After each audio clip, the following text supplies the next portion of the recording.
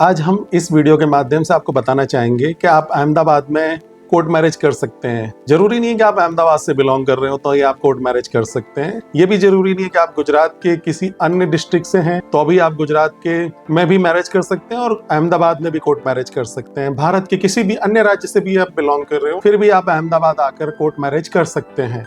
लेकिन शर्त ये रहेगी कि दोनों की लीगल एज कंप्लीट होनी चाहिए और लीगल डॉक्यूमेंट आपके पास अवेलेबल होने चाहिए और दोनों एक ही रिलीजन के व्यक्ति होने चाहिए। तो आप गुजरात में या अहमदाबाद में किसी भी जगह से आकर कोर्ट मैरिज कर सकते हैं। इससे पहले मैं आपको बताना चाहूंगा, मैं advocate Chandan Rajput from Ahmedabad Gujarat, marriage consultant, court marriage consultant, special marriage, NRI marriage, foreign marriage, ये सारे ही काम मैं कई वर्षों से कर रहा हूँ और कंसल्ट कर रहा हूँ इन मैरिज कामों में, कोर्ट मैरिज के कामों में। क्या क्या डॉक्यूमेंट्स रिक्वायर रहेंगे और सारे मैरिज की प्रक्रिया क्या रहेगी, हम सारे मैरिज के बारे में पॉइंट टू पॉइंट डिस्कस करेंगे। सबसे पहले मैं आपको बताना चाहूंगा, अगर आप दोनों एक ही रिलीजन के व्यक्ति हो, दोनों का धर्म सेम है, तो आपके रिलीजन एक्ट के मुताबिक मैरिज हो सकता है और मैरिज करने के बाद आप मैरिज सर्टिफिकेट के लिए अप्लाई कर सकते हो। मान लो आप अहमदाबाद से बिलोंग कर रहे हो और अहमदाबाद में मैरिज करना चाहते हो, फिर भी कर सकते हो। गुजरात के किसी भी डिस्ट्रिक्ट से हो और आप अहमदाबाद में मैरिज करना चाहते हो, फिर भी आप अहमदाबाद आकर मैरिज कर सकते हो। भारत के किसी भी डिस्ट्रिक्ट से हो, किसी भी राज्य से हो, आप अहमदाबाद में आकर कोर्ट मैरिज कर सकते हो। उसके लिए लड़का या लड़की दोनों की कितनी लीगल एज होनी चाहिए? लड़का 21 साल कंप्लीट होना चाहिए और लड़की की एज 18 साल कंप्लीट होनी चाहिए और 2 विटनेस आपके पास अवेलेबल होने चाहिए। और डॉक्यूमेंट्स की बात कर लेते हैं, दोनों के पास एटलीस्ट एक आईडी प्रूफ होना चाहिए और एक बर्थ प्रूफ होना चाहिए, तभी आप लीगली मैरिज कर सकते हैं। विडो है तो उनका डिवोर्स का पेपर भी होना चाहिए। लीगली कोर्ट से ही ऑर्डर हो तभी वो वैलिड रहेगा। लीगली दोबारा कोर्ट मैरिज नहीं कर सकते हो, ना ही मैरिज रजिस्ट्रेशन करवा सकते हो, ये अपराध है। दूसरी बात, आपको कोई किसी व्यक्ति से थ्रेट है या आपको डर है किसी परिजन से, भारत का संविधान आपको पूरा अधिकार देता है कि आप अपने प्रोटेक्शन के लिए नज़दीक के पुलिस थाने में एप्लीकेशन दे सकते हैं। आपके पास पूरा अधिकार है स्वतंत्रता का, आप अपने स्वतंत्रता अधिकार का उपयोग करके मैरिज कर सकते हैं। इसके अलावा मैं आपको बात करना चाहूँगा, मान लो अगर आप 2 डिफरेंट रिलीजन के व्यक्ति हैं, दोनों का रिलीजन अलग है और दोनों ही मैरिज करना चाहते हैं, तो according to special marriage act आप मैरिज कर सकते हैं। मान लो अगर आपको अहमदाबाद में स्पेशल मैरिज एक्ट के तहत मैरिज करना है तो उसमें से दोनों पक्षकारों में से एक व्यक्ति अहमदाबाद डिस्ट्रिक्ट का होना चाहिए, तभी आप अहमदाबाद में स्पेशल मैरिज एक्ट के तहत मैरिज कर सकते हैं। मान लो अगर लड़की अहमदाबाद की है फिर भी आप अहमदाबाद में स्पेशल मैरिज एक्ट में मैरिज कर सकते हैं। लड़का अहमदाबाद का है तो अहमदाबाद में कर सकते हैं। दोनों में से अगर कोई एक व्यक्ति तो अहमदाबाद का होना चाहिए, तभी आप स्पेशल मैरिज एक्ट में मैरिज कर सकते हैं। स्पेशल मैरिज एक्ट होता क्या, मैं आपको बताना चाहूँगा। स्पेशल मैरिज एक्ट उन लोगों के लिए बनाया गया है जो अलग अलग रिलीजन के व्यक्ति हों, मैरिज करना चाहता हूँ तो हम स्पेशल मैरिज एक्ट के तहत मैरिज कर सकते हैं।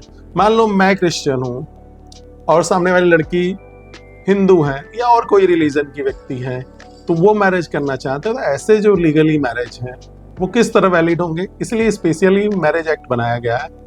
स्पेशल मैरिज एक्ट में मान लो अगर दोनों में से एक भी व्यक्ति उस डिस्ट्रिक्ट का नहीं है तो वो उस जगह मैरिज के लिए अप्लाई नहीं कर सकता है। मान लो अगर कोई एक व्यक्ति, मान लो मैं अहमदाबाद का हूँ तो मैं अहमदाबाद में अप्लाई कर सकता हूँ। लड़की किसी और राज्य, किसी और डिस्ट्रिक्ट से बिलोंग करती तो अहमदाबाद में इसको एप्लीकेशन कर सकते हैं।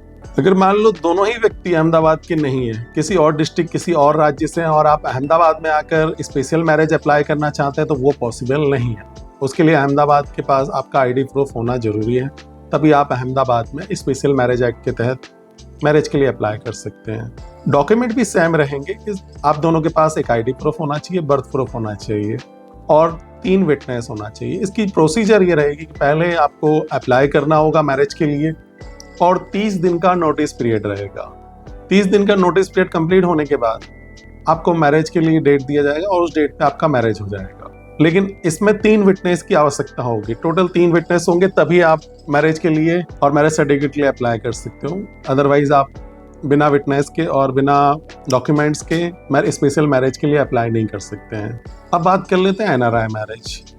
मान लो कोई व्यक्ति इंडियन है लेकिन वो कई समय से किसी और कंट्री में रह रहा है और वो एनआरआई मैरिज के तहत यानी कि वो अकॉर्डिंग टू दोनों ही पर्सन हिंदू हैं या सेम रिलीजन का है, लेकिन एनआरआई है।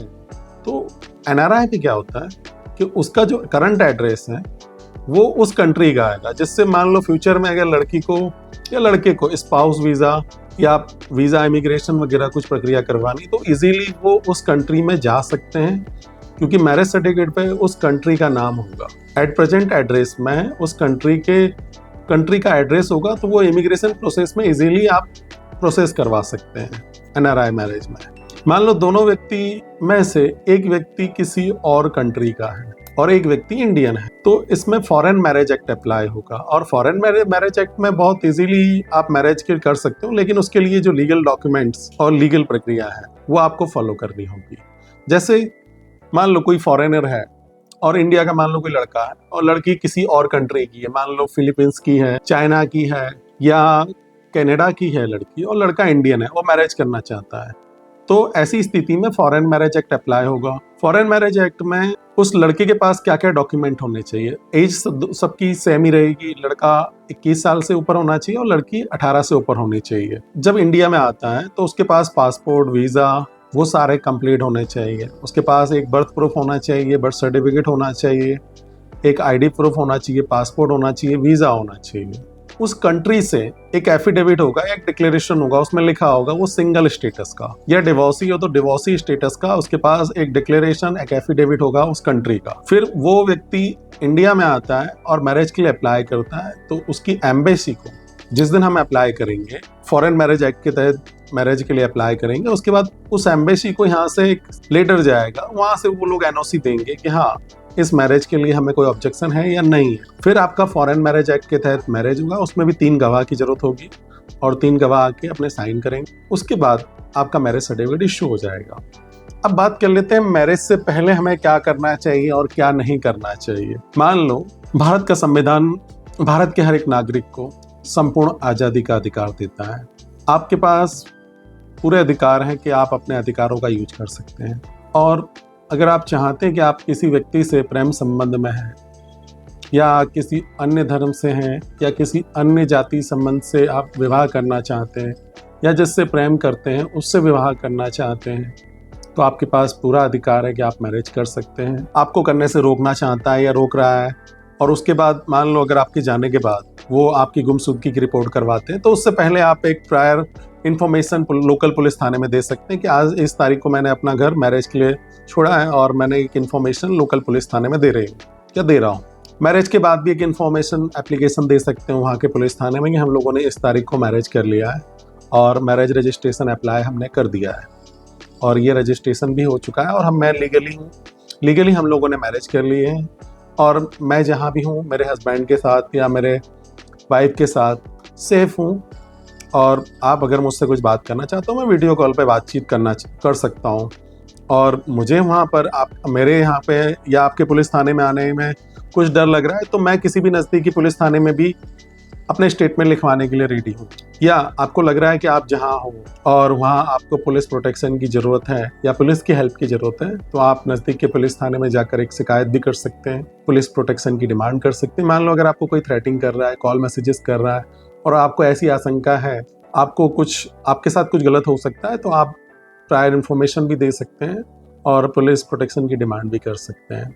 इसके अलावा आपके मन में कोई क्वेश्चन हो और आप मुझसे कोई कंसल्ट करना चाहते हो तो मेरे इसी नंबर पे कॉल करके मुझसे कंसल्ट कर सकते हैं।